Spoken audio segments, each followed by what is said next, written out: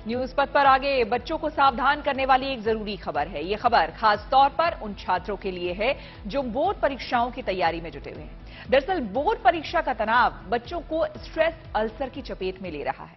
इस बीमारी में बच्चों के मुंह में घाव हो रहे हैं, जिससे उनके मुंह के अंदर सूजन हो रही है। बिहार के मुजफ्फरपुर में SKMCH और सदर हॉस्पिटल में पिछले 10 दिनों में लगभग 100 बच्चे इस रोग के पीड़ित होकर पहुंच चुके हैं। SKMCH के डेंटल विभाग के अध्यक्ष प्रोफेसर पुष्पांशु ने बताया कि स्ट्रेस अल्सर की परेशानी तनाव के कारण होती है। अभी परीक्षाओं का समय है, इसलिए परीक्षा देने वाले बच्चों में ये परेशानी बढ़ गई है। वहीं सदर हॉस्पिटल के डेंटल विभाग के डॉक्टर जयंत ने बताया कि परीक्षा के तनाव से शरीर का मेटाबॉलिज्म गड़बड़ा जाता है, जिसकी वजह से मुंह के अंदर घाव होने लगता है। डॉक्टरों ने बताया कि स्ट्रेस अल्सर के ज्यादातर शिकार 15 से 17 साल तक के बच्चे हो रहे हैं। हालांकि ये रोग किसी भी उम्र के लोगों में हो सकता है। डॉक्टरों के मुताबिक स्ट्रेस अल्सर होने के बाद इसे ठीक होने में 1 सप्ताह तक का समय लग जाता है। इस बीमारी से परेशान होने की आवश्यकता नहीं है। दवा लेने के बाद ये बीमारी पूरी तरह से ठीक भी हो जाती है। डॉक्टर्स की सलाह है कि विद्यार्थियों को परीक्षा के दौरान तनाव नहीं लेना चाहिए।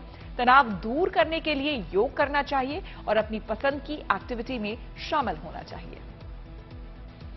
बच्चों में स्ट्रेस अल्सर के 100 से ज्यादा मामले आपको बता दें कि बिहार के मुजफ्फरपुर में सामने आए हैं और इसकी वजह से लोगों में चिंता है। हमने वहां के सदर अस्पताल के डॉक्टर प्रतीश रंजन से बात की। सुनिए क्या कह रहे हैं।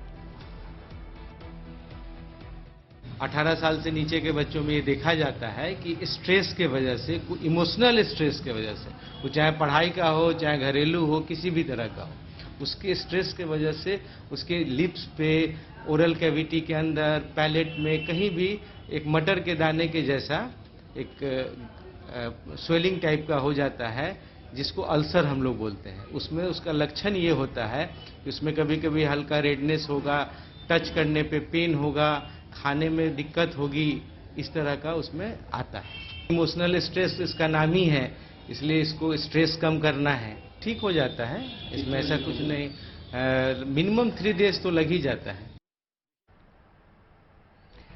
परीक्षा की वजह से स्ट्रेस अल्सर के केस सभी छात्रों में मिले हैं, लेकिन ये समस्या किसी को भी हो सकती है। स्ट्रेस अल्सर को समझने के लिए हमने बात की गंगाराम अस्पताल के डॉक्टर अनिल अरोड़ा से।